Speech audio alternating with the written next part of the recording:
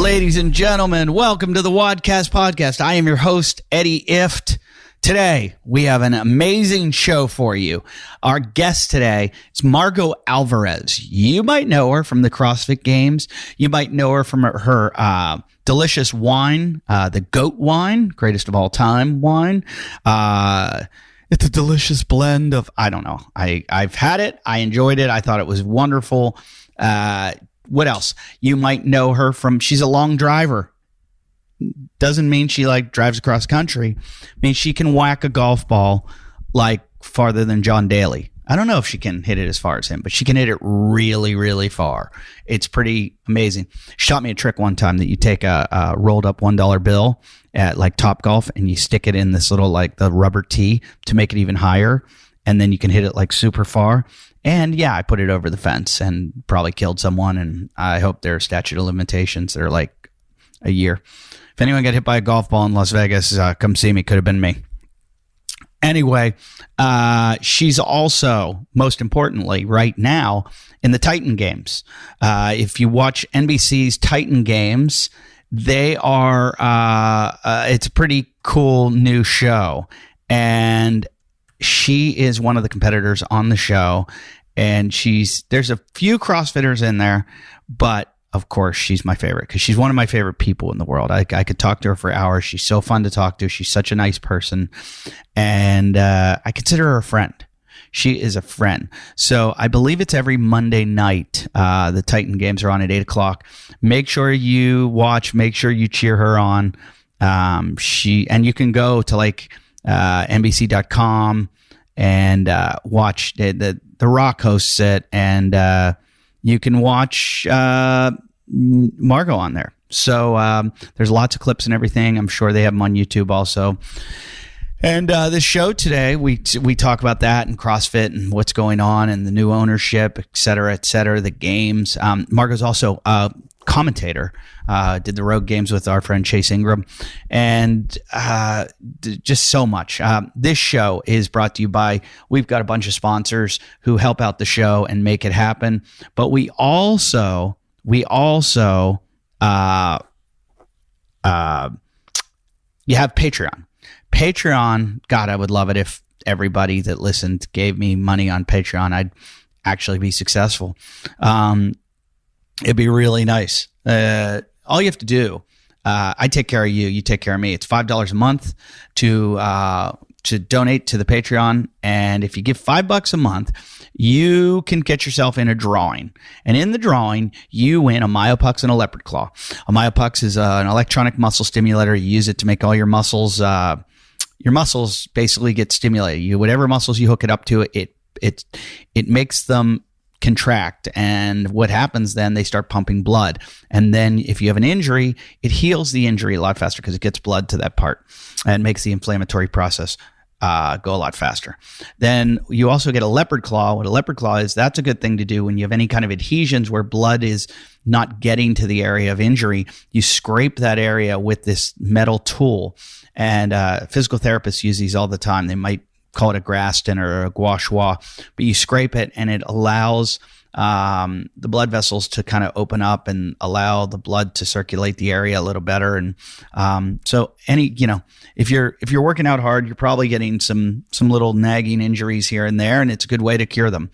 So this week, Dominic Collins out of Australia, mate. You fucking won, mate. You got yourself a Leopard Claw. And I just did that with a Boston accent, the Leopard Claw down in Harvard Yard.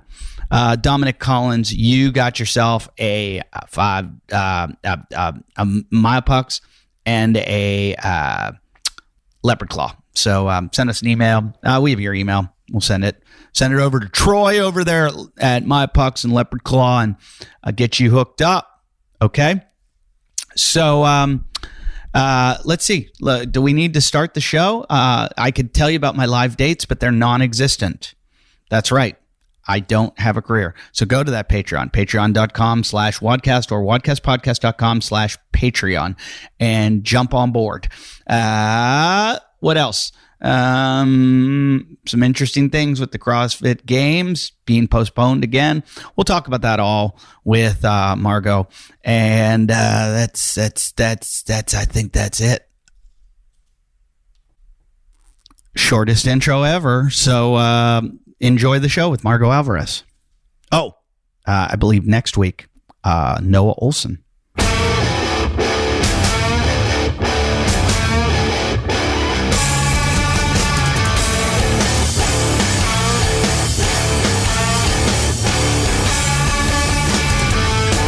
Welcome to the Wadcast podcast. I am your host, Eddie Ift. This is weird. We have maybe 2 episodes this week because so much has happened. And I don't like to do 2 episodes because that means I did too much work. But I was so lucky. My guest, Margaux Alvarez, is sitting in front of me on my computer screen. And it's been a weird week. It's been a wild week and like weeks and months. The bad thing about these podcasts, I recorded one yesterday that was supposed to go up like tomorrow. And then I don't know where I'm going to put you. Like, do we jump ahead of that? Because that was talked about before this announcement.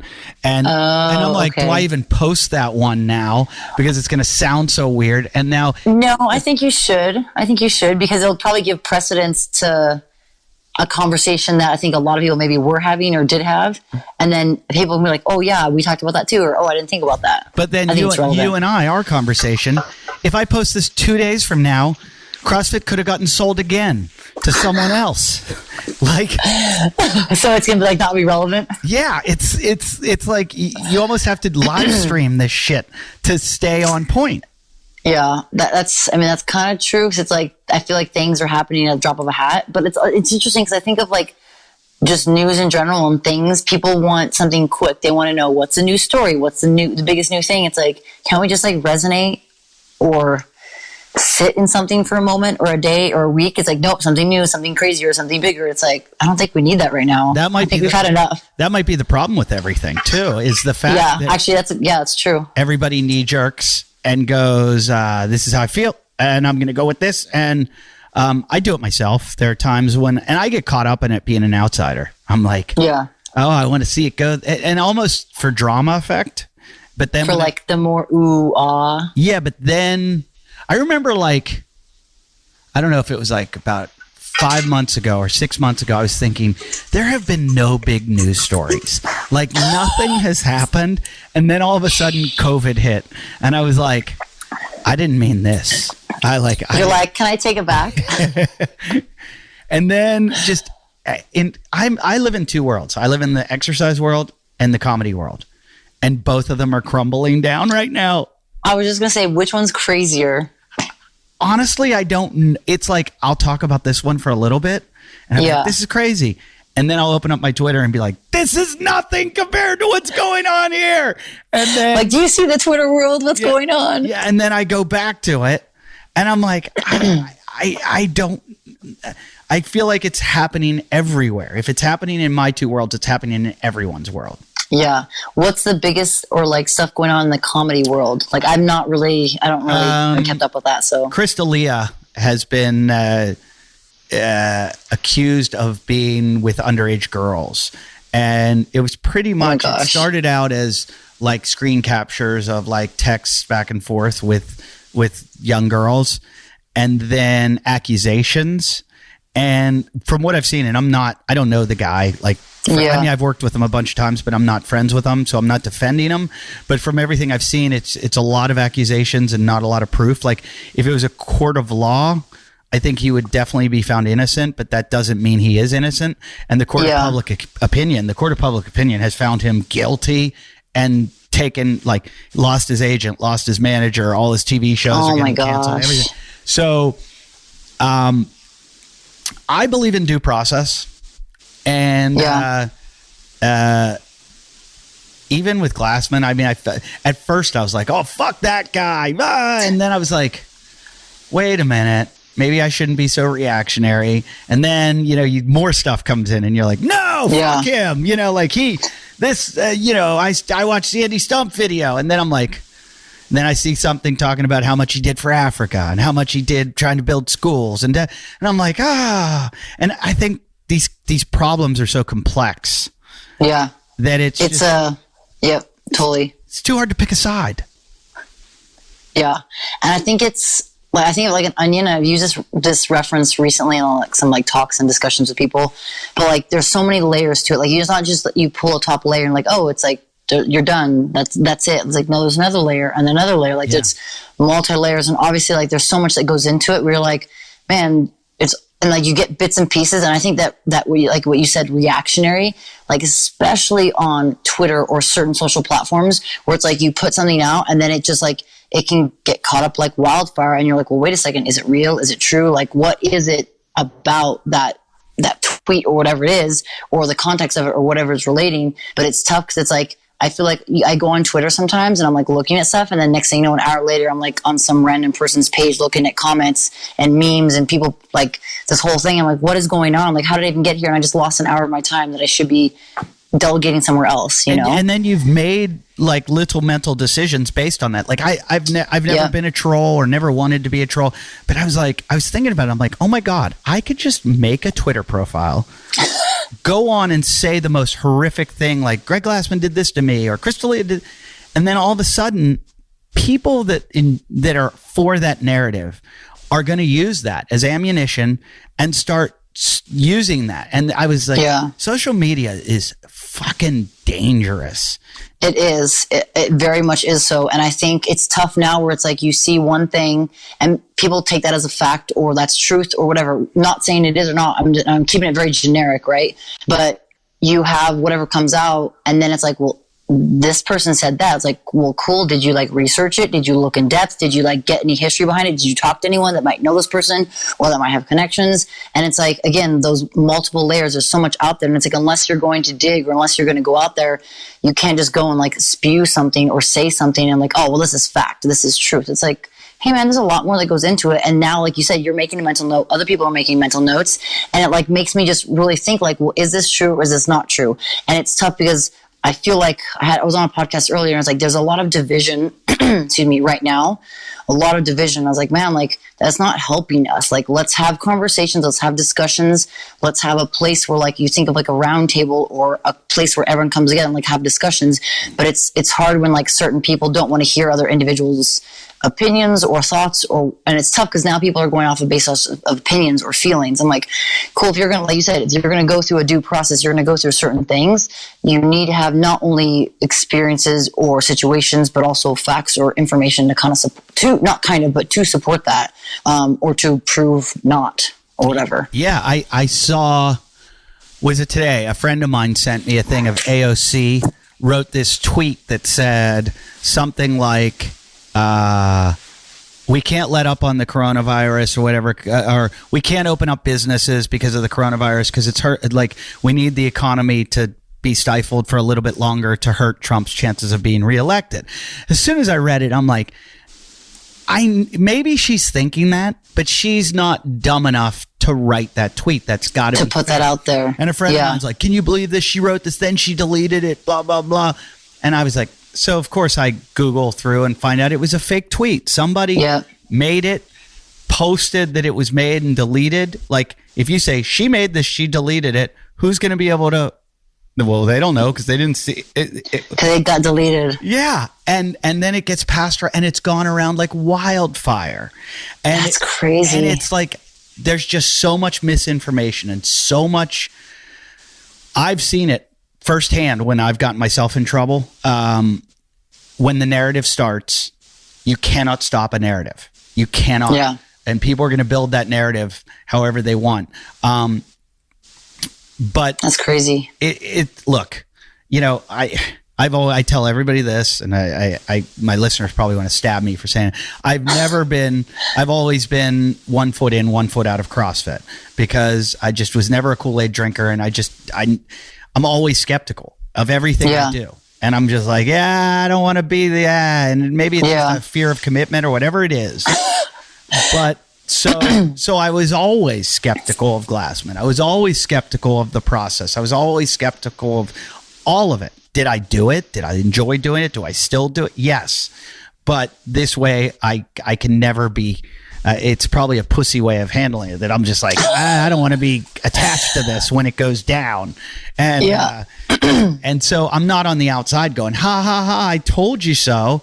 Yeah. Because I end up being the guy then where I'm like, maybe it was just, and I don't want to be like, oh, it's guys being guys. Because I don't know. I wasn't there. I wasn't one of these women. Maybe he's the most horrendous person in the world. Maybe he's treated like, and that could happen too. Like a woman could come to me and be like, say, just hypothetically, if it was you and you said, Eddie, we're friends. He did this. And I'd be like, whoa, holy shit. Like, fuck him. But all I'm hearing is hearsay. And I'm not saying, I'm not one of those guys that like, believe every woman or don't believe the woman. I'm like, hear them out. And they could be, there's a woman, another comedian's getting in trouble right now. I don't even want to even say his name. Because the accusations against him, I'm not so sure about. Like, I weigh like if there's validity behind them. Yeah, like some guys, I'm like with Harvey Weinstein. I think most of those women were truthful. Do I think some of them weren't? Yeah, I think there's probably a few in there that were lying. Yeah. Do I same with Louis C.K.? Do I think some of those accusations are true? Yeah. Do I think some of them aren't? So with every bit of that, and because you just can't, when everybody's like, believe every woman, you can't. Yeah. Well, especially now it's so hard because, like you said, with social media, whether it's a real tweet, a fake tweet, or there's these fake accusations, real accusations, it's tough because it's like the ones that are out there, if they're doing it for an other reason or another intention behind it, like they have a malintention for it, then like one, you're like watering down everyone's claims that are like legit and real and that have validity behind it, and they're trying to seek justice for it. And then you have all these people that are like, meh, like maybe this or that. And it's like, hey man, like, what's the truth behind what you're really doing, right? So then it raises questions. Then you're like you said, I think more and more people will get to that point where like they are 1 foot in, they are 1 foot out, whether it's in anything, whether fitness, comedy, or whatever that's going on, because they're going to be kind of on the fence where it's like, well, what's really real and what's really not real? And it's tough now with social media where it's like something can get put out and it spreads like wildfire, but it's like, oh, it wasn't actually real. Then you're like, well, what, like all these people that had said this, and it's like, what if it gets to all those individuals that retweet it or share it, whatever, and then it gets to more people because of that, but then the original person realizes, oh, it was fake, but they don't say anything about it. So all those people now have a tainted idea, or they have that little planted seed in their head and like, oh man, this is what it is. It's like, yeah, but no one updated you, or you didn't update yourself, or you didn't find out that it wasn't real, or that it was, or whatever the case is. What's fucked up about this whole thing is that it's weird. Social media, it's like the beast that has built these people is also the beast that takes them down. Like, interesting. Like, yeah. I look at all these comedians that are being brought down. They made their success through social media. They make this success and then it almost like eats them. It's like crumbles underneath them. Yeah. And I feel like CrossFit came up with social media. I mean, it was, they were the first to have like viral videos. That's where it made it as like an exercise thing, that people were posting videos and getting on everything from Facebook to YouTube to Instagram. And then it was those same things that just like are in the process of destroying it. What happens from today forward, I don't know. I mean, everybody is saying to me, hey, let's look at this as a positive. And I'm like, yeah, sure. I'm going to, this guy, I don't know him. I'm going to give him a chance. I'm going to hope that he has the ability to turn things around. I don't know. Yeah. I don't know who he is. I mean, I wish him the best of luck. Yeah. I mean, congratulations to him to be able to be in this role. I watched the CrossFit Live on YouTube a little bit. Alex and I watched that. Well, can you fill me in on that? Because I did not watch it. I was listening, but also like doing work on the emails. So like I was kind of half and half. Definitely recommend go and listen to it. But Dave was asking him questions about the affiliates and like going forward and what he wants to do. And he seemed, and something that Arm & Hammer had talked about, like he seemed very enthusiastic and very excited and had a lot of energy and like positive outlook on it. So I think there's a lot of hope. Obviously there's going to be a lot of work that's going to have to be put in for rebuilding those relationships for those that maybe have like disbarked or have left or de-affiliated. So I think there'll be a lot of work to maybe regain that trust back. I know a lot of people are kind of on the fence of like, going forward, depending on what happens going forward, that's how they'll make the decision, whether they continue to be affiliate or they de-affiliate or they separate themselves. So it seemed like it's going to be going in a good direction, but it's tough. Like we just don't, this came out today, a couple hours ago, right? Like what time is it now? It's like 5. It came out at 12:30, I think. So almost 5 hours. So I feel like there's a lot that will come in the future. And obviously like listening to Annie's podcast, was it last week, 2 weeks ago? I listened to it with Chase Ingram and Sean Woodland, and it was just like literally jaw dropping, like hearing what was going on. I was like, oh my God. Same thing happened to me. And it was, all those things seemed horrendous when I listened. Right at first, I was like the comment he made about the hero workout. Yep. And that was just like, what the hell? That. And then as a comedian afterwards, I had to go back and go, wait a minute. I've said horrendous things, but I'm a comedian. I don't own a company. And if I did own a company, I would have to be different when I run the company than when I am a comedian. And like separate it. And I'm not a politician. So like when Trump says that shit, I'm just like, dude, you run the country. Like have some class, have some, be a little diplomatic. And so I kind of felt the same way about Glassman. I'm like, I know you're a maverick and everything, but that's a really douchey thing to say. And especially just running a company, like, you're the father of these children, basically, all your affiliates. And I don't talk that way in front of my kids. Like you don't, there's a time and place. And if you're with one of your buddies in the bar and you're having a beer and you lean over and say that to them, it's one thing. But if you say it, just not when you're with someone you're working with. And so that's where I was like, all right, this is kind of douchey. And I have to do this all the time with comedians. Like when Ari Shaffir said the stuff about Kobe Bryant when he died, everybody was attacking Ari and I didn't defend him, but I said it wasn't funny. If it was funny, I'd defend him. But he's getting shit because he basically gave an opinion. Glassman, I thought that was just, he's made some, but then looking back at Stump's video, I was like, he didn't really say anything.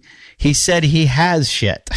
Well, and I think he said at the end too, like he kept it very general or very overarching, like didn't give any specifics to like individuals' names or specific situations, just gave a very general a situation or example or relayed what happened at a point when his career with CrossFit. And I think he did that for a reason, because then it was very specific. Greg couldn't come to him again in speculation, couldn't come to him and say, hey, you're slandering me, you're slandering my name, my business, whatever. And I think that's where Andy kept it very general. And then like, what day was that? Friday? Mm-hmm. And then the New York Times came out on Saturday, I'm like, all my weeks and days are like melting together. But that article came out and I was like, oh man, it came out on a Saturday versus a Monday, but it's like that came out. And then I think there's an article, Business Insider. I haven't read that one yet. Someone just sent it to me. Sean actually sent it to me the other day. So I need to read that one. But I think it's similar to what the New York Times was saying, but maybe a little more in depth and detail. So I don't know if there's more details on that. But it's just like, man, like obviously no one deserves that at all. Like, just if I put myself in that position, like someone's telling you that and you're like, well, what the fuck? You're now telling me my husband, my boyfriend, my significant others, you want him to die over there? Like, what the fuck? Yeah. And it was just like, and that's where I was kind of like, oh my gosh. Like, and again, you're in a group of individuals where you're working with male, female, like mixed genders. And it's just like, kind of like, what? Yeah, like, did I hear that correctly? Like, what the fuck? And we're in the midst of this, the Me Too movement, it didn't come and go, but it was just at its peak probably like last year. And the whole concept of the Me Too movement is using your power of authority over women in a sexual way. Like you in the workplace are using the fact that you have power to sexually harass or, and it just seems like that. Bad timing, Greg. Sorry, it caught up to you. I know I wasn't around. I wasn't close enough to see it. Our experiences with him, he in the beginning was not good to us, he or headquarters, which don't know where it came from. It was just that there was a weird vibe, and it was a vibe of like, we don't like what you guys are doing because you're not with the podcast. Yeah, you're not rah. You guys are the cynics. You're the ones making fun of us. And I got some emails saying if you're a hater, then we're, and it was mostly Armin related. Crazy. It was Armin related, but it was the fact that Kenny Kane and I were connected to Armin. Yeah. And those guys that kind of came at us no longer are with headquarters. And it's funny because, they experienced what we were getting, and they were cut loose. And then, so it's like, how do you feel now, guys? Huh? How's it feel? And, and then that's how I always felt about Glassman. Like, if you're going to keep cutting these people loose, they're going to turn on you. And they eventually all did. And I think this whole thing that went on in the last couple of weeks was just the nail in the coffin. Like it was a straw that broke the camel's back. Yeah, it was just, he had just let go too long, and too many people were disgruntled, and it just gave them an excuse. So, I interrupt this regularly scheduled broadcast with remember when you used to get those? Well, I'm doing that right now. I'm interrupting the show to talk to you about Wodify. It's the best all-in-one gym management software for your CrossFit bucks. If you're a gym owner, you got to get this. Visit Wodify.com/Wadcast, and you're going to get 20% off Wodify Core for 1 year. If you're in the CrossFit business and you're not using Wodify, what are you, out of your mind? It's ridiculous. Everybody who knows anything about CrossFit knows that you have to use Wodify. It's like the only way to run your gym. You know who uses it? Jason Khalipa. You know who else? Pat Barber. You know who else? Those guys over at Street Parking. It's an all-in-one gym management software, and it's really good for like what's going on in the in this new weird environment. We're in this COVID coronavirus lockdown pandemic. See, I can use all the terms. It's got a class reservation and sign-in system, easy-to-use waivers and contracts, dedicated mobile apps for members to track performance, reserve classes, and video embedding in workouts to support remote programming. So if you're doing limited classes, you're going to need reservations. You want to keep up on your members and be able to attend to them. This is the best way to do it. This is a really good way. They've got all different kinds of softwares that you can buy, different products. So if you go to their site, there's Wodify Perform, there's Wodify Sites, there's Wod Marketplace, and then there's Wodify Pulse. I have used Wodify Pulse, which I think is amazing. It's basically a heart rate training software thing. I've been getting really into heart rate training, and one of the things is about just overtraining and knowing there are days where you should kind of slow it down. And if you're using anything to monitor your heart rate and figure out what your rest and recovery is like, there are days that you shouldn't take it so hard at the gym. You shouldn't be pushing it all the way. So really good way to do it and know what training zone you're in. So Wodify Pulse, you can do that. You can monitor that on you wear a heart rate monitor, then up on the screens, you have all your members do it, has every member's name. It's really, really cool. You're giving your coaches the tools to succeed and make them experts. Let's see who's using that. NC Fit's using Deca Comp, box programming, warm up and workout, and best hour of their day. So cool. Group heart rate monitoring is really cool too, because it's another way to we all like to compare ourselves to each other, and that's a good way. You can say you're crushing someone, but you look and they're at a much lower heart rate or whatever it is. Just try it out. That's Wodify Pulse. But there's so many other things like Wod Marketplace, Wodify Sites, Wodify Perform, and you're going to get 20% off your first year of Wodify Core if you mention Wadcast Podcast on your intro or demo call. So visit Wodify.com/Wadcast for more information. You've heard me talk about sodium, potassium, and magnesium on the show ad nauseum. Well, where are you getting your magnesium? If there's one mineral you should be worried about not getting enough of, it's magnesium. Magnesium is the body's master mineral. Powerful over 300 critical reactions, including detoxification, fat metabolism, energy, even digestion is influenced by the presence of magnesium. There are two big problems here. Magnesium has been largely missing from U.S. soil since the 1950s, which explains why it's estimated that up to 80% of the population may be deficient. And most supplements contain only 1 to 2 forms of magnesium, when in reality, there are at least 7 that your body needs and benefits from. That's why I'm so excited to tell you about a new magnesium product I've been taking now called Magnesium Breakthrough. It's the ultimate magnesium supplement, easily the best I've ever seen or experienced with all 7 forms of this mineral. I'm even more excited because it's finally back in stock. Magnesium Breakthrough has been selling faster than the company who makes it. Bioptimizers has been able to keep up with. It's already sold out a few times, and due to the supply shortages with everything going on in the world, it could very well be sold out again shortly.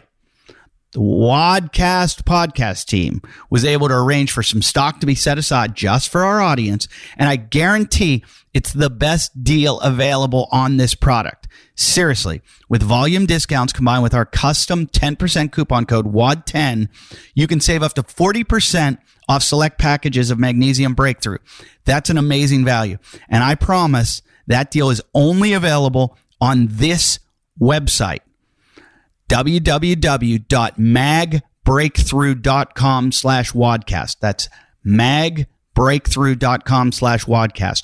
You're not going to find that deal on Amazon or even the company's own website. This deal is exclusively for podcast listeners, and it's legitimately for a limited time while supplies last. They've also completely revamped their checkout process, and it's much friendlier and easier. Magnesium Breakthrough is the most effective magnesium supplement I've ever tried. Say goodbye to having to buy 7 different bottles of magnesiums to get the complete dose. Go to www.magbreakthrough.com/wadcast and use the coupon code WAD10 to save up to 40% off select packages to get the most full spectrum and effective magnesium product ever. That's MAG breakthrough.com/wadcast. Use that code WAD10, all caps. Eat the 80, eat the 80, eat the 80. Yeah. I get to talk about Eat the 80, my favorite food in the whole wide world.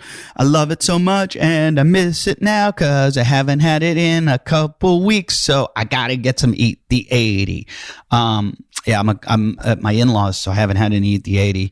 My mother-in-law is a great cook, but I got to be honest, she's not as good as the chef at Eat the 80. What I'm talking about, Eat the 80s are meals. They're pre-cooked meals that you just like put in the microwave or I took them when I drove across country. We camped out. I brought them with me, put them in the cooler, and then cooked them over the grill in a stove pot or whatever. And it was just delicious. It's delicious everywhere all the time. They have new flavorful recipes every single week. There's new options every week, and there's like 30 dishes on the menu at a time. Some of my favorites are, and everything's like gluten-free, keto, vegetarian, macro balanced. You can choose what you want. Like I said, takes 3 minutes in the microwave. All the animal protein is ethically sourced. It's really, really healthy stuff. Like if you look at the ingredients, it'll be like chicken, broccoli, carrots, and then like salt, pepper, and olive oil. I don't know how the chef does it, but whatever they do with that salt, pepper, and olive oil, they make it so perfect that I can't emphasize how good this tastes. Okay. My wife would want to cook these big things when we were camping. I'd be like, no, can you just make me an Eat the 80? Just throw it in and I'll be so happy. You can grill or do whatever you want, but I want Eat the 80, Eat the 80. And my daughter liked it too. They've got add-ons like potato salad, grilled chicken, and the gluten-free brownies are ridiculous. Orders are due every Wednesday by midnight. You order and it's 2-day shipping. Ensures freshness. It arrives on either Tuesday or Wednesday the week after you order them. So they are in Gainesville, Florida, and I think they deliver them on Monday if you're listening in Gainesville. They also show you how to recycle Go on their website, look at how to recycle, because they send you a big box. Then they have these cold packs to keep them cold. And so they want to make sure that, they're good to the environment. They also are doing an amazing job of making sure that more than ever during the pandemic, that their kitchen is really really clean, and their hygiene is up to like state, local, federal standards. They go above and beyond. It's all vacuum sealed. It's as fresh as you can get. Here's the other thing, really cool thing. They've got a partner program for trainers and gym owners. And if the trainers get their clients to purchase subscriptions, the trainer or owner gets credits to use towards free food. So it's roughly like a 10% reward. They just need to contact Eat the 80 at info@eatthe80.com. Okay. And that's a pretty good deal. They want you to get your clients to use it, and then they pay you back for it, basically. We've got a special coupon code, WAD40. When you go sign up for Eat the 80, if you put WAD40 in, you're going to get $20 off your first 2 orders. And that's total $40 off. That's amazing. So go do it. Tell me which one you like the best. I like the chicken dumplings the best. The meatloaf is maybe, or the egg, the breakfast scramble. I just love them all. Please go try Eat the 80 and then thank me afterwards. And use that code WAD40 to get $20 off your first. It's $40 off basically your first 2 orders. So that's eatthe80.com. Eatthe80.com. What did Castro say his role is going to be now? I don't know. I didn't hear anything specific on that. I don't think he addressed it. Again, from what I was listening to and like doing the work, it was more focused on kind of his on Eric's experience and like how long has he been an affiliate, kind of his background, his story. So I don't think that. I'm pretty sure. I mean, again, don't hold my word for being in stone here, but I don't think he said specifically what his role would be. Obviously, the CEO and the owner role will go to Eric, and I don't know if that means they will be focusing on the games. He's grew the games over the past few years and obviously challenged all the athletes and had them rise to an occasion that, the previous year they didn't have that level of fitness, so they didn't have that capability. So I would, again, assume or imagine that he would move into focus more on that role with the games. But they didn't touch bases on that live video. I don't know how long it was, but I can't imagine it being more than like, I don't even know, I want to say 20 minutes. Yeah, okay. I think so. Again, I could be wrong. Like, definitely not more than 30 minutes for sure. I'm pretty sure it was a shorter video. But I imagine it's archived on CrossFit's YouTube page, but it was on like the CrossFit Live, the live version of it. But it was mostly focused around Eric, his experience, and then kind of I think also with like his experience with his other company, and then what would that bring going into. Yeah, I did just like a brief Google search on the guy and what he's accomplished and what he's done. And, he seems completely confident. And CEOs come in and out of companies all the time, and they some fix them and then leave, or some, the fact that he's going to own it. I'd love to know how much he bought it for. I'd love to know. It just seems so weird that Glassman would roll over. It just seems like that guy would be on the Titanic. Just with the band, with the ship, with the band, with the band at the end. Yeah. Just saying, do your muscle ups. It's I would be curious to know the details as well. I imagine it's under a very tight, like, no talk, no discussion, no disclosure of rules or limitations or information, whatever. But it would be interesting to know just like what the scope of it. And I think they're like, again, it's like sometimes like when you go on social media and you like look at the comments, you're like, oh man, like don't do it. Don't look at the comments. Yeah. Cause people are it's like everybody's got their little tidbits of information. And I know when I'm in the thick of it, 90% of what you read's wrong. So, so you're reading these little tidbits like, oh, I know he paid, like people people are like, he sold his company for $1.2 billion. Go, like, when you sell a company for what, how much debt was there? How much revenue was it making? Was it making money with this? How many investors were there? Like, the guy's not worth $1.2 billion. What, like, there's so much more to that. He could be worth more than that. He could be worth a lot less, but it's just not that plain and simple. I do. There's a lot of like information behind the scenes. And I think I saw, I don't know if it was that same comment, but I think I saw, or someone screenshotted it, I think, and put it up. But they're saying, oh, like he sold his company for that much money.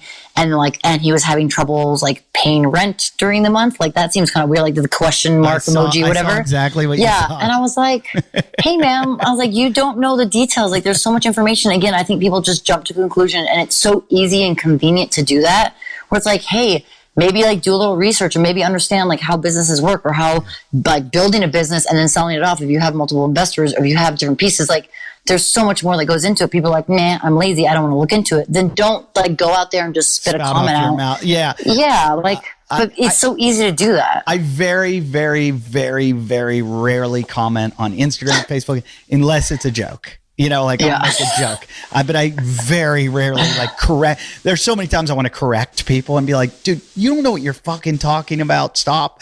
But I'm just like, let it go. My wife sings that to me all the time from Frozen. Let it go. That's funny. Let it go. That's awesome. But my one worry for CrossFit is that not enough of these affiliates are going to, I feel like too many people, and I have nothing against the guy. I don't know him personally. You probably know him pretty well, but Castro, I feel like a lot of people feel like Castro was so close to it that the only way to move forward is to clean house, and how that's not going to be possible with him. Yeah, I mean, Dave's always been awesome to Alex and I. He's never done us wrong. He's been super supportive of everything we've done. I love him. Obviously, I think he's in a role and he's in a position now where it's like, and he's had a lot of, I think over the year, people are like, oh man, Kesho, like this and that, and I call them names. And it's like, he's like, again, once you get to know him, once you get pulled behind the layers, like behind the curtain, like he's a genuine person. And again, he's never done us wrong in any form or fashion.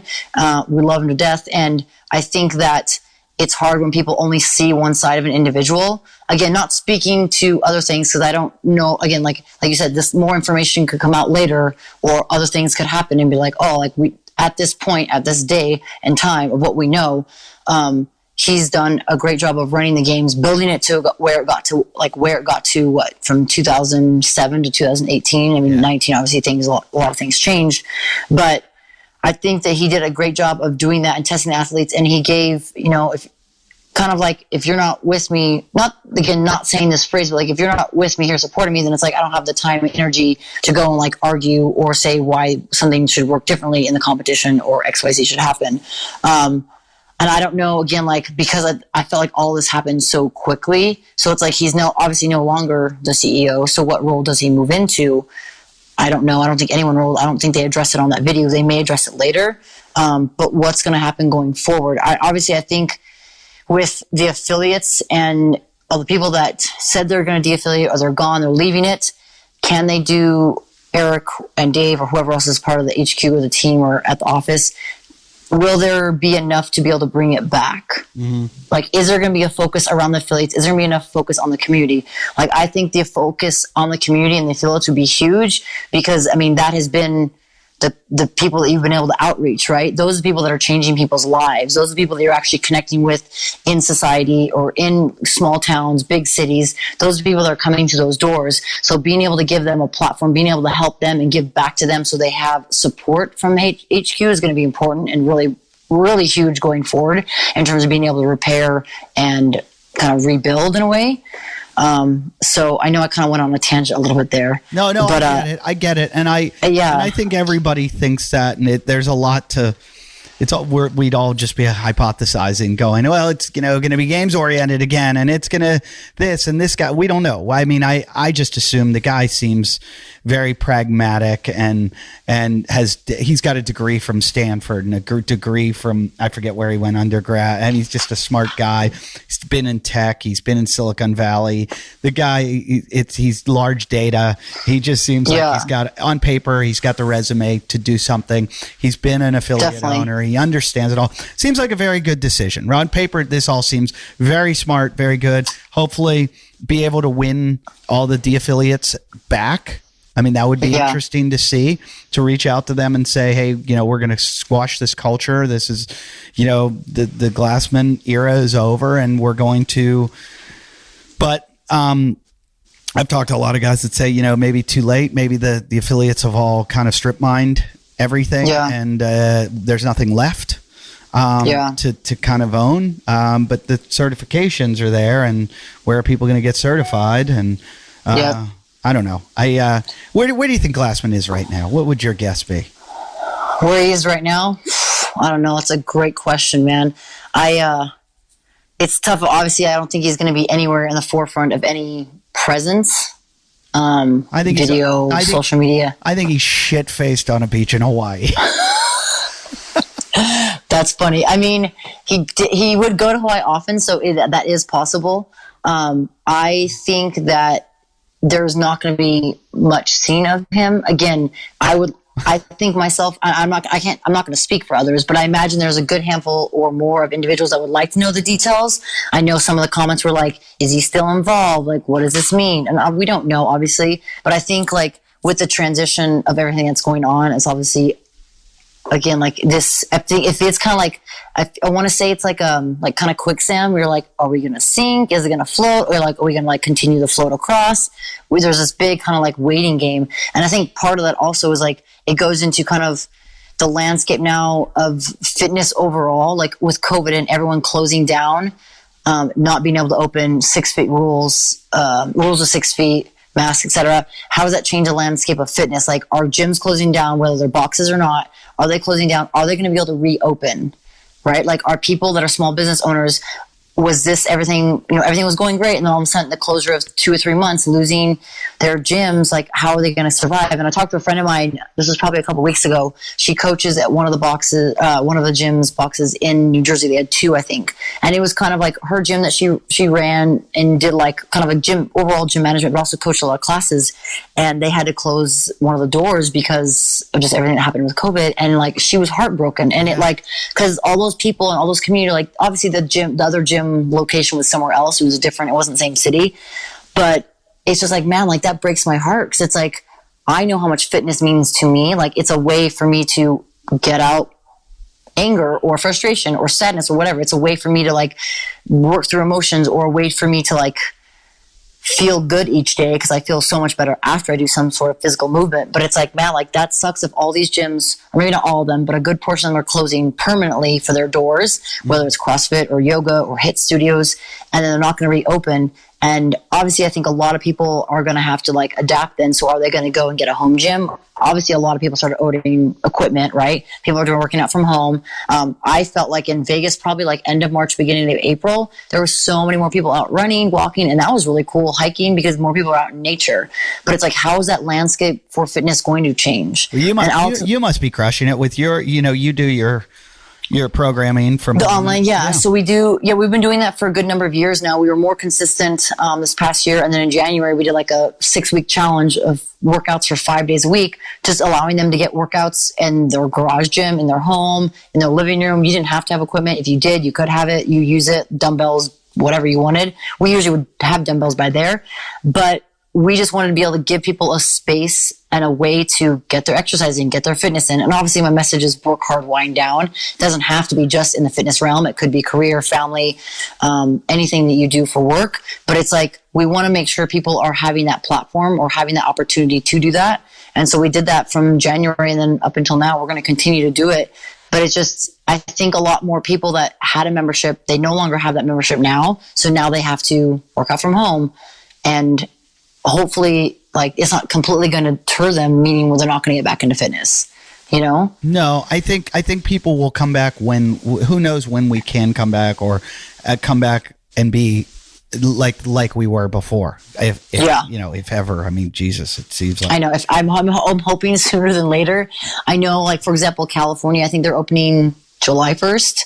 I know, like, Paradiso. Did they already open? Oh yeah, they've already opened in this. Okay. Like, in these weird settings where they have boxes taped out and everybody has to have their like their distances, and everybody's got cleaning supplies at their own space. And I don't want to criticize it, because it's just my personal prerogative that I don't want. That's not for me. I'm not taking any chances, and I don't want to.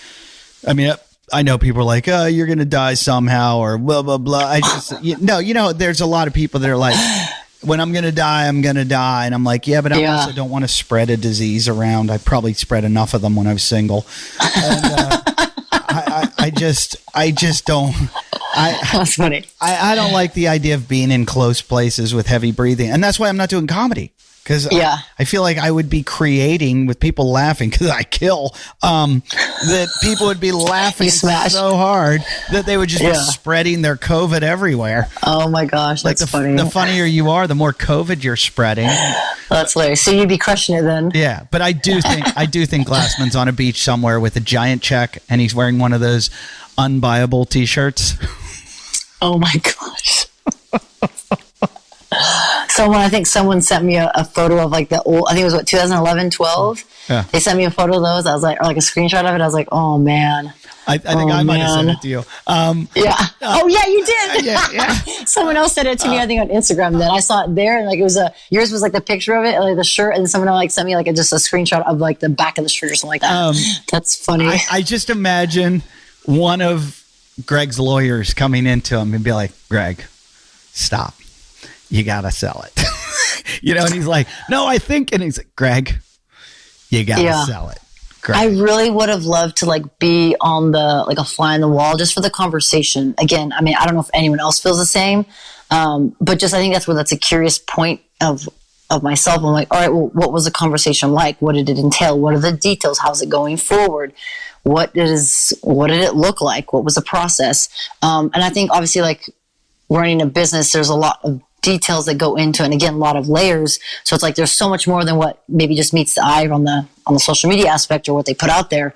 And I think from what I gather so far, like, they want to, Eric, the new CEO, he wants to be transparent. He wants to be able to talk and connect and have conversations with individuals.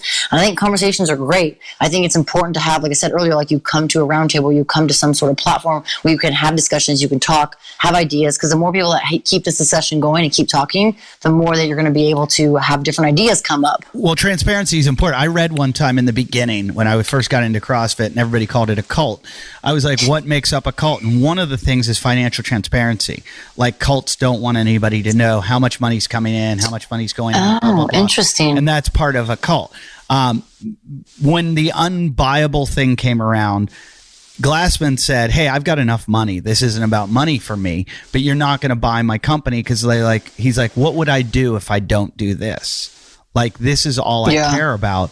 And I think he kind of proved, like, I think when he made the decision to get, and this is just me and my theory, when he got rid of the games, not get rid of it, but like basically said, changed the games is his own thing, and we're not going to put as much money into it, and we're going to put more money into the health thing. I truly believe the games was costing them money, and it was hurting them big picture wise, because the games brought people in that try too hard, get hurt, then give the stigma of injury to CrossFit. So they wanted to push the health entity of it, because health is where there's more money. There's more focus on that. Yeah, there's more people out there that can do it for health than can do it for competition. So he was like, that's where our bread's buttered. Let's go make our money there. And I think too little, too late. The stigma had already been applied to CrossFit that it can create injury. And even though we all know that are around it a lot, that there's only injury if you're not doing things correctly and not doing things right, and bad coaching, but there's good coaching, blah, blah, blah. So I think Glassman proved, though, that all of those decisions were pretty much financial on his part, because ultimately, if this was his baby and this is all he believed in, would he have let it go? Or he can say, by stepping away, I'm going to let it grow rather than it die. So that could be his argument. But I'd love to hear from him. I'd love to hear what he has to say.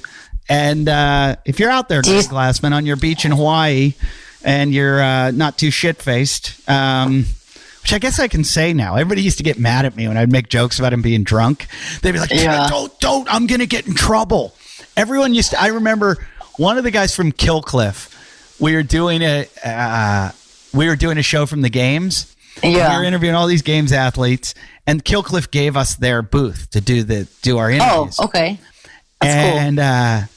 And we said one of the questions we asked one of the athletes was, if there was a beer drinking contest, which one of the athletes would win that? And I go, fucking Glassman would crush everyone. And one of the guys from Killcliff came over and he's like, that's it. That needs to be deleted. That needs to be deleted off the show. And I was like, why? And he's like, we can't have that. We can't let you guys use our booth and do that, blah, blah, blah. And I was like, oh, geez, like, what's going to happen to you? Like, and I was like, I'm a fucking comedian. That's crazy. Yeah. But there were so many people that would cringe whenever I would say something that was like, don't you know, like, we can't say anything critical or we will lose our jobs.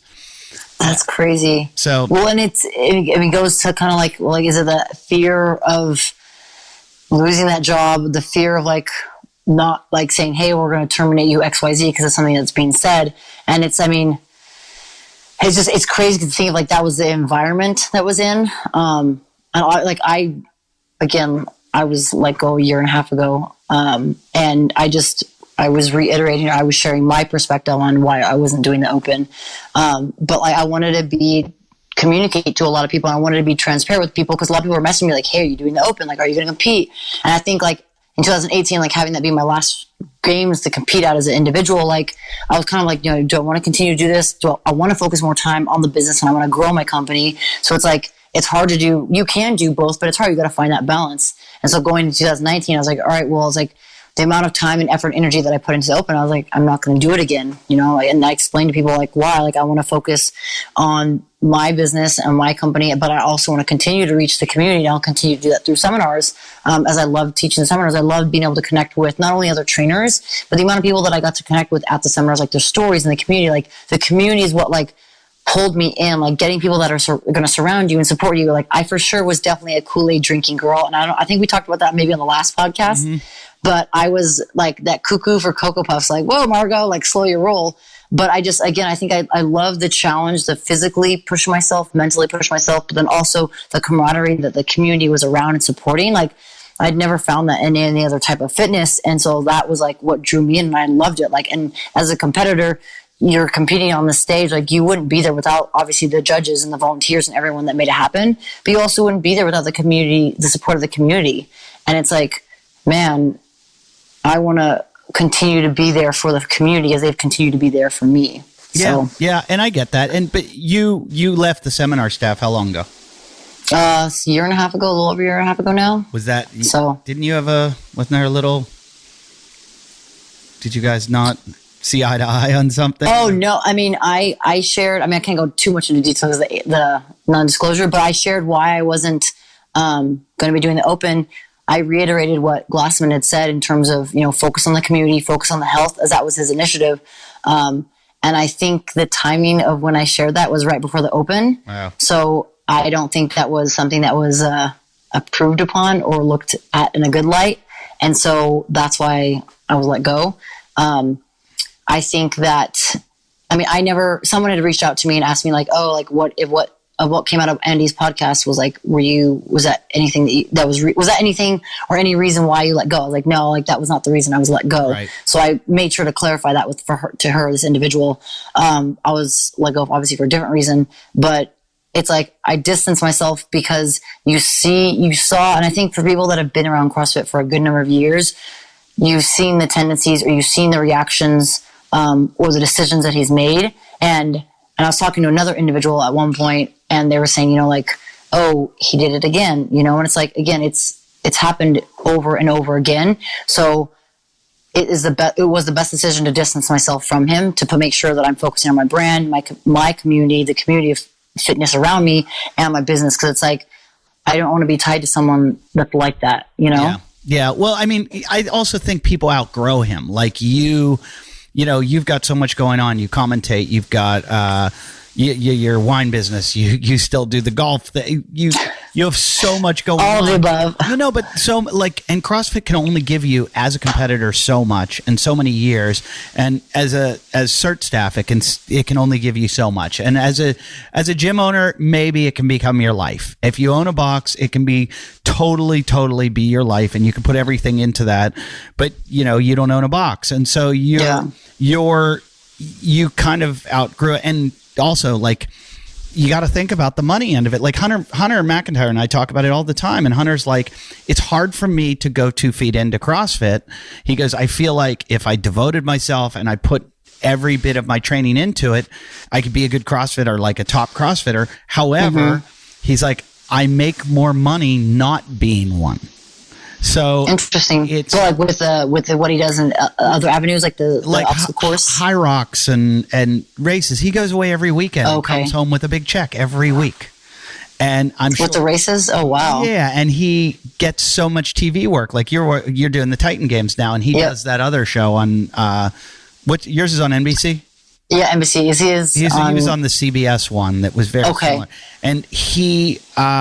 But he does so many different TV shows with Spartan and Tough Mudder and hosts things. All the Tough Mudder races, yeah. Yeah, so he's making all this money that it would be a step down for him to be a CrossFit Games athlete. But the whole thing that bothers him is that CrossFitters call themselves the fittest people in the world. And he's like, hey, I feel like I'm that, but I'm like, well, then you got to do it. And he's like, but if I do it, I got to take a pay cut. And I'm like, well...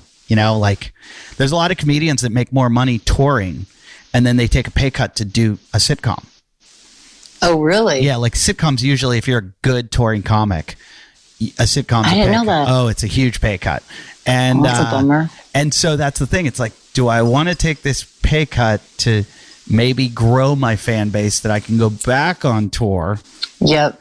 And so has anyone been successful doing that? Like, going from stand-up, like traveling comedy to sitcom, then back to Seinfeld is a perfect example. Oh yeah, like Seinfeld, he was a big comic, made a lot of money. He probably made less money when he did Seinfeld when it started. Really interesting. And then started making some serious money. Then sold it into syndication, made a fortune, and now goes out and tours and makes whatever he wants. Because he has such a big following through like the Seinfeld show. He did a corporate gig one time that my friend was involved in. Yeah. Would you pick Seinfeld for that corporate? He's like, $1 million. I'm like, you paid him $1 million for 20 minutes. What? Yeah, 20 minutes, $1 million. My goodness. Yeah, I mean that it's just crazy. But there's comics out there making $40 and $50 million a year touring. That's crazy. They're not going to make that money on TV. Yeah. So that's wow, that's amazing. Yeah, it's crazy. So I don't know how were the Titan Games. So is it on tonight? No, it's on. Well, I don't think they're replaying it. You might be able to find it on YouTube, their YouTube channel, but it airs every Monday night at 8 p.m. Eastern time, and then 8 p.m. Pacific time, like later. They'll replay Monday's episode on Sunday. So this upcoming Sunday, they'll play it, and then Monday will be a new episode. So it started May 25th. The first 3 weeks were like the Central region. Last week, this week, and next week will be the West region, which is what I'm in. And then the last 3 weeks will be East region. So the last 3 weeks will be East region. And then I think after that, there'll be like a semifinals and finals, but we don't really know. Like they kind of give us information as we go on each week, or like each like week by week. But they divided it because last season was different. They didn't have regions. This year they did differently with regions. And I like the region. I think it's kind of cool because it's like then you're competing with people that are from like your region, whether it's the West Coast, Central, or East Coast. So wait, explain to me what it is. I know the one Hunter's show was different then. It was like so this one is so did you ever watch last year's episode? No. Or season? Okay, so last year was a different I think last year was single elimination. Correct me if I'm wrong. Was Brooke Wells in it last year? No. What's her name? Jessica Griffith was in it, and then there's another lady that was in it. I actually met her on the Wad the Waves cruise last year. Super cool lady. She was in it. She's a firefighter. And there's a couple other people, but I think last year they had like double the contestants or double the athletes. But it was more, I think it was more a single elimination style. So like you go against a competitor, whoever wins continues on. If you lose, you're out. This year they changed it where there was 36 people total, 18 women, 18 men. And then they were divided kind of into regions. So Central was a region, West was a region, and then East was a region. So like for myself, the girl I went up against on Monday, her name was Kelly. She was from Colorado. I'm from Montana, but I live in Vegas. So that's still kind of like the Central region or West region. And so we went to head to head, and essentially it's best out of 3. So you compete with this individual, whoever you're teamed up against. You do one event. If you, for me, have you watched it yet? No, I can't. Okay, so I won't give you the spoilers then. So you can watch it. Just tell me what are the competitions? So they're different. So like some of them you have to like pull a rope, like you essentially have to pull or push against someone. So like you have this weight in the center, and then I have to go against someone, or someone has to go against someone else, and you pull back and forth, essentially getting that stone or that object to a certain wall. Other ones you had to like push against people. So some battles were like I had to physically push against someone. Other battles were like you have to race against them, meaning you have to go as fast as you can through the obstacle. One of them was where like you had to like unscrew stuff from a wall, take weights and plates off so it's light enough so that you could pull it down. There were others where you had to swing on like a rope to kick essentially like these 250-pound plates on like a 4 diagonal, like a north, south, east, west. Mm-hmm. It sounds crazy because if you're listening to this and people listening like, what the heck is she talking about? I get it. It's a lot of like, it's a combination almost of like strongman, ninja, CrossFit. So they're throwing everything in there. So yeah, a lot of strength components, but a lot of agility, speed, strength, agility. Obviously, like I think ninja, a little bit of ninja training is good because on some of the implements, that ninja training helps you, but also you need to have strength to like lift certain stuff. So it sounds like it requires a lot of athleticism. So like a lot of CrossFitters would have trouble with it. That's funny. There was actually a good amount of people that were on there that had some sort of CrossFit training, and it was cool. Like I actually, Matt Chan. Yeah. Yeah, so he was actually on it when we did the combine was like the preliminary competition that we did back in like early January to see who was going to continue because there was 30 men, 30 women there, and then only 18 women and 18 men moved on. So I saw him there in the hallway. I was like, "What? No way, dude!" It was cool to see him there because I didn't see him in a while. Yeah, I know he's still a fireman. But he's still a fireman. But it was cool to see him and like obviously like. Once we both moved on to like the competition, but family and friends came down, so I got to see Cherie. My mom and my sister came down. One of my friends, John, came over, so it was really cool. It was really cool. And you can't tell us what happens. I mean, I can tell you it happens on Monday because it already happened, but you should watch it. I will watch it. I'm a cord cutter, but I'm at my in-laws, so I can actually watch TV. I just got a message. I got an email from this news thing. It turns out Greg Glassman just bought SoulCycle. Really? No, I'm joking. Is that a fake tweet? How funny would that be? That would be crazy. Oh my gosh. He took all the money from CrossFit. Oh my gosh. I was like, no way. Oh my God. That's funny, man. That's how rumors start. He couldn't afford SoulCycle. SoulCycle's worth like $1 billion. Really? Oh my God. The woman that owns SoulCycle lives in Malibu. And my wife was like invited to a party at her house or something, and her house is like, it's like $30 million or something. What? It's crazy. That's crazy. They made so much money. They went public, I think, with SoulCycle. How long have they been around? Everybody's talking about. I mean, that could be in the future of CrossFit. Like all he does is build this thing up and then take it public to get an infuse of capital to sell. Yeah, I mean, this could turn around. He could turn this into like the greatest investment ever. That's crazy. Yeah, it'll be interesting to see if that happens. Oh, Dang. It's gonna be crazy. It is. I feel like we're on a ride, roller coaster ride. There was some other girl though from CrossFit, wasn't there in this Titan Games? So Danny Spiegel, she was in it. Oh, I didn't know she was. Yeah, so she was in it for the Central region. And then I went against Kelly Stone in like my region, and then I went against Kelly Valdez a little bit later. Kelly Valdez, she CrossFits as well. She also does powerlifting or Olympic lifting, like weightlifting. And then Kelly Stone was a CrossFitter as well. She competed at the games on team in 2017 and 18. Matt Chan was on there, and then there was a couple other CrossFitters that are in the community that have competed either regional level or like some local competitions. There's a good handful of people that train there. There's a lot of there's some like bodybuilders, some power lifters. Was it fun?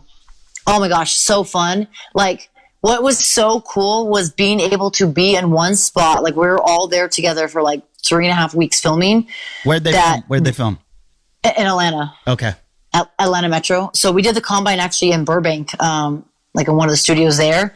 And then we did the filming for the show in Atlanta. But so the combine, did you guys all try out and then they did interviews with you? Because they're like, yeah. So at the combine, it's good, but has a personality also. Yeah. So at the combine, we had already submitted our submission videos. We already sent it like some content, like videos, what do you call it, application. And then when we were there was like, I think 10 different like tests that we had to do. So it was kind of to see like how we did in certain obstacles or how we did on certain things. Like we did like a deadlift, a hang, some running. And then they would interview us or ask us questions kind of periodically, like pull people up. And then just kind of see like, again, personality, story. Cause we're all fit, but like, what's your story like? Are you able to connect with people? Like, are you energetic? Like, and you probably know this too. Like when it comes to like TV or like you need to be animated. I mean, you don't need to, but like be yourself. But like if you're very like non-interactional or like you don't want to interact with people, then that makes it really hard when like you're trying to cover them. You can be the best. You can be the best I did Last Comic Standing a couple years in a row. Oh, did you? Yeah, and after my experiences with it, when guys would be doing it, they'd be like, "Hey, I'm going into Last Comic Standing. Do you have any advice?" And I'm like, "Yeah, your uncle is dying, and the last thing he said to you is that if you win Last Comic Standing, that he will do everything he can to stay alive." And they're like, "Okay, thanks," because that's what they want, this like dramatic story, like, and my dad with his dying breath said, "Make the world laugh, son. Make the world laugh." Like, and they wanted you to like have like, "I had a twin brother. He was the comedian. He died in a car crash when we were 18 years old. And I said, I'm going to take this." And, like, oh my God. They just love that shit. And it was like, and if you like watch America's Got Talent, I always call it America's Got Disabilities because. Oh my God.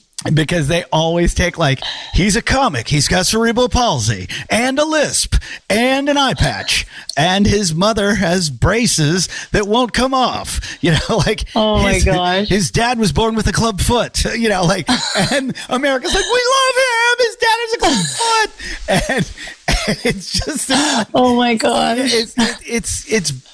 but I know, and that's why I need to know this, because when I did Last Comic Standing, the winners weren't always the winners. It was how the story went for them. Oh, the story that they told. Yeah, and like there was one really horrifying thing happened. Dan Natterman, really funny comic, got a standing ovation and didn't move on. And all the judges were like, we just all voted for him and he got a standing ovation. And they're like, yeah, well, we just, the producers want bummer. Yeah. So that happened every once in a while, and I know they've got to recreate shots a lot of times, but I wonder if that went on with you guys where they're like, okay, you won, but we need to see you pushing that harder, so can we get you to reshoot that and da-da-da-da? Yeah, no, so like we did a lot of reshooting, but that was like for like behind the scenes stuff, like interview or like B-roll shots. But the competition, like once 3, 2, 1, go happens, like we went and did the competition. Like one of the events you'll watch. Did they say 3, 2, 1, go? Oh, CrossFit's. Well, they didn't say 3, 2, 1. Sue them. Well, it was like a 3, a 2, a 1, and there was a bang. So like when you watch it, you'll see. 3, 2, 1, bang. But like once it starts, like you're running that competition, and like all the ones that I did, it was like legit. Like you go, there was no stopping. Like full on, like A to B, like you finish it. Yeah, that's how Ninja Warrior is too. Yeah, exactly. And like one event that we did, that Kelly and I did, we were up there for like 9+ minutes, but you can't use that. I mean, you could use entire footage, but like it's boring because like we're going against each other.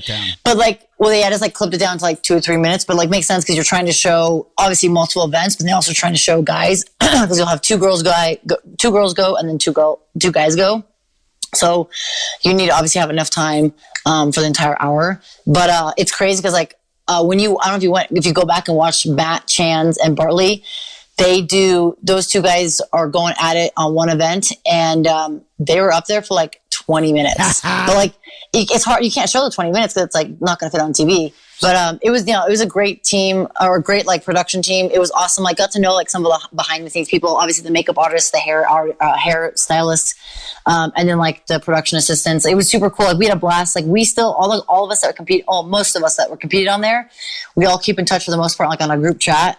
And it's awesome because we told, I think one of the people from our like group, they're told one of the producers, and they're like, "You guys still keep in touch? Like, that's so crazy." I'm like, "It's amazing." But it was just such a good group of people, like in one spot. Were any of the events comparable to CrossFit Games events? Like, did you felt like, oh my God, that was harder than the games?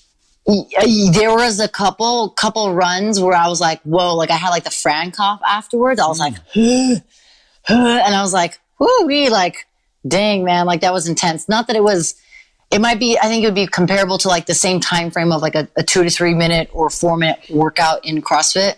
Like a Fran or a super like quick burner, like that's 3 or 4 minutes or 2 or 3 minutes. But, so, yeah, some of those afterwards, I'm like coughing up a lung right now. If you could, but it's just because you push yourself. If you could go back and train for it now, like to do it all over again, and you were like, I want to win this thing, and you were going to train specifically for it, would you say CrossFit's the best thing for it, or would you go, I should do more powerlifting, or I should do more agility stuff, or what? Yeah, I would say it's tough. I would say definitely CrossFit, because capacity wise, that cardiovascular endurance is going to be is huge. It's something like, if people are looking to do this, if they do another season in the future, there were a good number of people that did CrossFit training there, and I think that helped with capacity wise. You need a little bit of strength. You also need agility. I would say kind of like a combination of CrossFit, not only the Metcons or like the workouts, but some lifting, but then also some ninja training, just because you need agility. You need like ability to move your body in space. Not tons of ninja training, but just like, if you're not really comfortable like hanging on a bar or swinging from something, do some of that, because that will help you understand your body in space and how you need to move your body around something, or how you need to move something around your body. Did they prep you beforehand and say these are some of the things you should be? No. Wow. So Alex and I looked back, like we watched the old episodes, like, cool, like what do they have last year? Like, obviously they'll probably change stuff, but like if you look at certain implements, they might pull again. So we looked at like a lot of the old footage and looked at that stuff, and it's like some of the stuff I do already, but it's like we implemented a little bit more odd object stuff, like D-ball squats, D-ball shoulder or D-ball ground overhead. And then we did a lot of like sledgehammer stuff, because I had a lot of sledgehammer stuff last year. And so did that, and then try to keep doing like stuff, like we'd go up to Mount Charleston and like run in the hills and do workouts up there, just for like the capacity component. Does Alex make a cameo in it? No, he does not. He does not like, he does not like being on camera. He does not like being in front of camera. He'd rather prefer to be behind a camera. And they were like really asking like, hey, we'd love to get him out here. I was like, not going to happen. Like, but what if? I was like, no, dude, not going to happen. But one of our friends, John, made it on there on one of the events. So that was really cool. So he made it to like the show. You can see him kind of like next to my mom. But, yeah, it was funny. Like, definitely not going to, I think it's funny. I can't wait to watch now. Yeah, you got to watch. It's super fun. You have to let me know what you think. I will, definitely. And thanks for coming on tonight. Of course. Thank you for having me. It's we should have done this a long time ago. And can you, in parting, I just want to say, they can watch it where? It's on YouTube. They can watch episodes. Yeah, I believe it's on YouTube. They can watch, I think I'm 1, 2, 3, 4, I'm 5 episodes in. Okay. 1, 2, 3, 4. Yeah, I think I'm the 5th episode. I don't know if they denote it on there, but I'm part of the West region. That's where you can find it. But it'll be on NBC. So I think the local channels, like here in Vegas, it's local channel 3, but it's on NBC. It's on Monday nights, 8 p.m. Eastern time, 7 Central. And then if you're on the West Coast, how's it rating? You'll have to wait to. Is it rating well? I think it's pretty good. Like, I don't know, like I have to look at the numbers and ask around, but I mean, I've gotten a lot of feedback from people. That's like, awesome. Tons of stories and messages, which is awesome. Yeah. I'm still in the process of responding. So aren't you amazed? Like I'd done comedy for years, and then I did Last Comic Standing, and I was like, oh my God, television. Holy shit. Like it's a whole different beast. Yeah. Yeah, I think you don't get to see it though, because we're on lockdown pretty much. But I was out, like I'd go to the airport and people would be like, "Hey man, love you," and I'm like, "Ew, wow, people know who I am." And stop pointing at me. Yeah, I thought it was really weird. That's funny. But it's one of those things where like I wanted fame until I had it, and I was like, "Oh, I don't want this. Go away." Yeah, no, it's no one's recognized me for that. People have recognized me for like CrossFit. or like when we did the wine, we've done wine tastings, like, oh, you have the goat wine. Like they bought it before and like, I'm like, oh, that's cool. They've tried it. So it's, I just want to like hopefully inspire and motivate other people out there. So how's the goat wine doing? It's good. We just did our new production. I'll have to send you some. We just did our new production for 2018 vintage on Friday. So we're going to let it sit for a couple weeks. We've done pre-orders on the website. People can still pre-order now, but we'll send it out starting July 6th. It just needs to settle from bottle shock. And then I think that's a Monday. So we'll start sending orders out. So it's really good. We almost doubled our production from last time. Oh, wow. So I'm happy about that. That's amazing. It's good. Yeah, it's slowly but surely getting there. We're in a handful of restaurants and local wine shops here in Vegas. We're looking to get into more. We got into 2 wine shops in Colorado, one in Boulder, one in Denver. So once things settle and we can like do in-person events, I'm really looking to do more events in Vegas and then Colorado and then hopefully more in California as well. Well, that's awesome. And your Instagram is? 321GO, as in GAUX. Spelled like my mother. Really? That's awesome. My mom's Margaux Ift. Well, but she goes by Audrey, her middle name. But she I forgot spells about that. it the right Tell me way. that. That's awesome. Like Bordeaux. Yes. Almost. And thanks for listening to the show, everybody. Is there anything else I'm missing? Instagram, the 321GO. The goat wine. Yeah, the goatwine.com if people want to check out some wine. And then YouTube channel, Margaux. And Titans. Yes, we'll have some Titan stuff on there too. And I just want to say that it's going to be sad. Someday, the CrossFit Games is going to be on ESPN again, and there's going to be a man sitting at the corner of a bar somewhere. Oh my gosh. Looking at it. 6 to 7 deep, and he's going to say to the guy next to him, I created that. And they're going to go, yeah, whatever, dude. Yeah, that might happen.